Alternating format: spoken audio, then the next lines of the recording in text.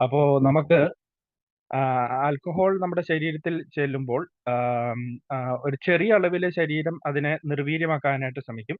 അതിനുശേഷം ഈ അളവ് കൂടി കഴിയുമ്പോൾ ശരീരം എന്താ ചെയ്യുന്നതെന്ന് വെച്ച് കഴിഞ്ഞാൽ അതിനെ പുറന്തള്ളാൻ ശ്രമിക്കുകയാണ് ചെയ്യുന്നത്. നമുക്ക് അതിനെ നിർവീര്യമാക്കാനുള്ള അതിൽ കൂടുതൽ വരുമ്പോഴത്തേക്കും അതിനെ പുറന്തള്ളാൻ ശ്രമിക്കുന്നു. അതാണ് നമ്മൾ ഈ വാള് വെക്കുക എന്ന് പറയുന്നത്.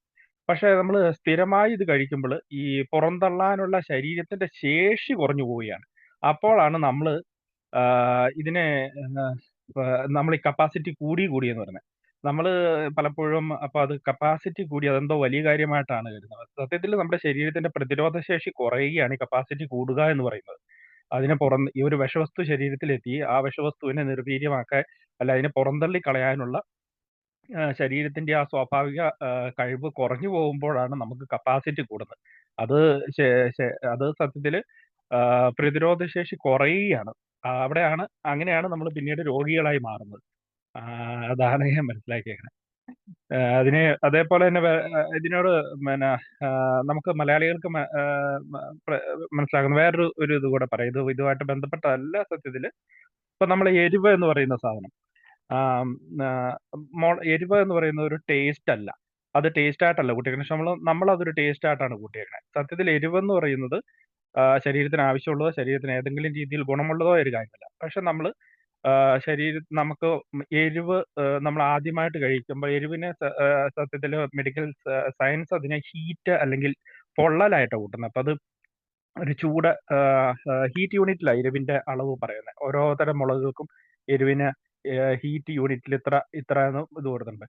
അപ്പൊ അത് നമ്മൾ മുളക് കൂട്ടി കഴിയുമ്പോൾ എന്താ സംഭവിക്കുന്നത് വെച്ചാല് അവിടെ ഉണ്ടാകുന്ന ഈ ഹീറ്റിനെ ഇതിനെ ശമിപ്പിക്കുന്നതിനായിട്ട് ബോഡി ചില എൻഡോർഫിൻസ് പ്രൊഡ്യൂസ് ചെയ്യുന്നു. അപ്പോഴാണ് നമുക്കൊരു സുഖം കിട്ടുന്നത്. അവിടെ ഉണ്ടാകുന്ന ഒരു പൊള്ളല് അതിനെ തണുപ്പിക്കാനായി ബോഡി ചില കെമിക്കൽസ് പ്രൊഡ്യൂസ് ചെയ്യുമ്പോൾ നമുക്കൊരു സുഖം കിട്ടുന്നു. അങ്ങനെ നമ്മൾ അതിനെ ഇഷ്ടപ്പെടാൻ തുടങ്ങുന്നു. അങ്ങനെയാണ് നമ്മൾ കാലക്രമേണ നമുക്ക് നല്ല എരിവ് കൂട്ടുമ്പോഴേ നമുക്ക് ഭക്ഷണത്തിന് ടേസ്റ്റ് ഉള്ളൂ. എരിവില്ലാത്ത ഭക്ഷണം നമുക്ക് ടേസ്റ്റ് ഇല്ലാതായിട്ട് തോന്നും. അതേസമയം എരിവ് കൂട്ടി ശീലമില്ലാത്ത ഈ ആളുകൾ, ഈ വെള്ളക്കാരൊക്കെ ഇവിടെയൊക്കെ ഉള്ളവർ, അവർക്ക് എരിവ് വേണ്ട ഭക്ഷണത്തിന് ടേസ്റ്റ് കിട്ടാനായിട്ട്. നമ്മെ സംബന്ധിച്ചിടത്തോളം എരിവില്ലാത്തൊരു ആ കറിക്ക് ഒരു എരിവില്ല, അതിനൊരു ടേസ്റ്റ് ഇല്ല എന്ന് നമ്മൾ പറയും. സത്യത്തിൽ എരിവെന്ന് പറയുന്നത് ടേസ്റ്റ് അല്ല. പക്ഷെ നമ്മൾ അതിനെ ടേസ്റ്റ് ആക്കി നമ്മുടെ ശരീരം അത് ശരീരത്തിനുണ്ടാകുന്ന ആ ഒരു സത്യത്തിൽ ഒരു ഗുണമില്ലാത്ത ഇത് നമ്മൾ അതിൽ നിന്ന് അതുകൊണ്ടുണ്ടാകുന്ന ദോഷത്തിന് ശരീരം എൻഡോർഫിൻസ് പ്രൊഡ്യൂസ് ചെയ്യുമ്പോൾ നമുക്കൊരു സന്തോഷം കിട്ടി. അത് കുറെ കാലം കൊണ്ട്, കാരണം ചെറിയ പ്രായത്തിൽ പിള്ളേർക്ക് എരിവ് കൊടുക്കുമ്പോൾ പിള്ളേർക്ക് ആദ്യം ബുദ്ധിമുട്ടായിരിക്കും. പക്ഷെ പിന്നീട് ഇതേ കുട്ടികൾ തന്നെ അതിന് ഇഷ്ടപ്പെടാൻ കാലക്രമേണ അതിന് ഇഷ്ടപ്പെടുകയാണ്. പിന്നീട് ഈ കുട്ടികൾ മുതിർന്നവരാകുമ്പോൾ അവർക്ക് എരിവില്ലാതെ സാധിക്കാതെ വരുന്നു എന്ന് പറയും. അതും ഇതേപോലുള്ള പിന്നെയെന്ന് വെച്ചാൽ എരിവിന് മദ്യം പോലുള്ള മറ്റു ദോഷങ്ങളൊന്നുമില്ല. കൂടിപ്പോയാൽ വയറ്റിൽ ചിലപ്പോൾ ഒരിച്ചിരി അൾസർ ഉണ്ടായേക്കും. അല്ലാതെ തലച്ചോറിനെ ബാധിക്കുകയോ ലിവറിനെ ബാധിക്കുകയോ അങ്ങനെയുള്ള സീരിയസ് പ്രോബ്ലംസ് ഇല്ലാത്തത് കൊണ്ട് നമ്മൾ അതിനെ ഒരു പ്രശ്നമായിട്ട് കാണുന്നില്ല എന്ന് മാത്രം. Thank you. താങ്ക് യു വിപിനെ. നല്ലൊരു ഇൻഫർമേഷൻ ആണ്. ഞാൻ ഇതിങ്ങനെ കേട്ടിട്ടില്ല. താങ്ക് യു കേട്ടോ. കാരണം ഈ എരിവും ഈ പറഞ്ഞ മദ്യവും ശരിക്കും പറഞ്ഞാൽ രണ്ടും കണക്റ്റഡ് ആണ്. ശരിക്കും പറഞ്ഞാല് ആ ശരീരം അത് വേണ്ട എന്ന് ലക്ഷണമൊക്കെ കാണിച്ചു തന്നിട്ടുണ്ട്. പക്ഷെ നമ്മൾ വിടുവോ? നമ്മളാരാ മക്കൾ, നമ്മളതിന്റെ മുകളിൽ കയറാൻ നോക്കി.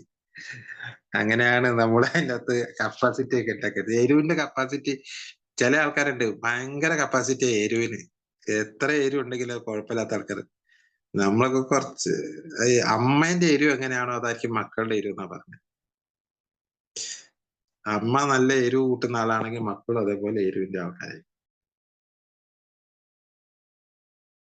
പിന്നെ ഞാൻ അത് നമ്മള് മലയാളികൾ ഏറ്റവും എരിവ് കൂട്ടുന്നതെന്ന് വിചാരിച്ചുകൊണ്ടിരുന്നു കേട്ടോ. ഇതിലും എരിവ് കൂട്ടുന്ന ആൾക്കാരുണ്ട് കേട്ടോ. ഇപ്പൊ ഞാനൊരു ശ്രീലങ്കൻസിന്റെ വീട്ടിലാണ് അവരുടെ ഇവിടെ ബേസ്മെന്റിന്റെ റെന്റിനാണ് ഞാൻ താമസിക്കുന്നത്.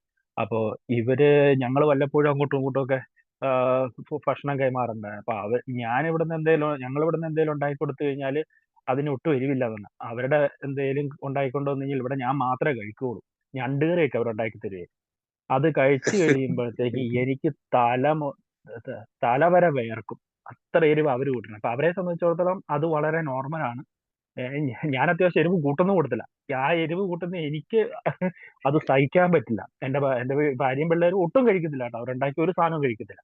അപ്പൊ അതിന്റെ ആ എരിവിനോടുള്ള അഡിക്ഷൻ അനുസരിച്ചേ വ്യത്യാസം ഉണ്ടെന്ന് പറയുന്നത്. ഞാനേ എന്റെ ഇടയ്ക്ക് മാഷേ ഞാനൊരു ഇവിടെ വന്നു കഴിഞ്ഞപ്പോ ഞാൻ ഓർത്ത് എന്നാ പിന്നെ നമുക്കൊരു ചിക്കൻ ബിരിയാണിയൊക്കെ നമ്മുടെ അംഗങ്ങൾക്ക് ഉണ്ടാക്കി കൊടുത്തേക്കാന്ന് വെച്ചിട്ട് ഞാൻ സായിപ്പന്മാരെല്ലാം വീട്ടിലേക്ക് വിളിച്ച് ഒരു 3-4 പേര് വന്നു. ഒരു ഫാമിലിയൊക്കെ ആയിട്ടാ വന്നത്. ഞാനൊരു ബിരിയാണി അത് വളരെ എരിവ് കുറച്ചിട്ടാണ് ഉണ്ടാക്കി കൊടുത്തത്. എന്റെ അമ്മോ അവര് അത് കഴിച്ചു കഴിഞ്ഞിട്ട് അവിടെ ഇരുന്ന് വേർക്കുവാണോ കരയുവാണോ നമ്മുടെ ആ ഒരു മൈൽഡ് ഇതുപോലും അവർക്ക് സഹിക്കാൻ പറ്റണ്ടായിരുന്നില്ല. ചിലര് പറയും വീണ്ടും വിളിക്കണം എന്ന് പറയും. പക്ഷെ അയ്യോ അവർക്ക് അത് വളരെ നേരെ നോർമൽ, അതായത് അതിനകത്ത് സ്പൈസ് നമുക്ക് പറയാൻ പറ്റില്ല, ഒരു എരിവെന്ന് നമുക്ക് പറയാൻ പറ്റില്ല. അതുപോലെ കൊടുത്തിട്ട് അവർ കരഞ്ഞു എന്നുള്ള. മരിച്ചാലും നമ്മൾ മറക്കില്ല അവര് പക്ഷേ. നമ്മള് വിചാരിച്ചോണ്ടിരിക്കുന്നത് ഇപ്പൊ ഈ ഒരു വിപിന് ഈ സാധനം പറഞ്ഞപ്പോഴാണ് നിങ്ങൾ പല രാജ്യങ്ങളിലുള്ള ആൾക്കാരുടെ ഷെയറിങ് കേൾക്കുമ്പോഴാണ് അറിയുന്നത്. എന്റെ വിചാരം ഈ എരിവ് എന്ന് പറയുന്നത് ഇതൊരു നോർമൽ എല്ലാവർക്കും ഉള്ള ഒരു എരിവിന്റെ ലെവലായിരിക്കും എന്നുള്ള ധാരണയല്ല നമുക്കുള്ളത്. ഇത് എരിവ് തീരെ കൂട്ടാത്ത ആൾക്കാരുണ്ടല്ലേ, നല്ല എരിവ് കൂട്ടുന്ന ആൾക്കാരുണ്ട് ശ്രീലങ്ക പോലെ. ഓക്കെ, നല്ല അറിവായിരുന്നു കേട്ടോ. Thank you.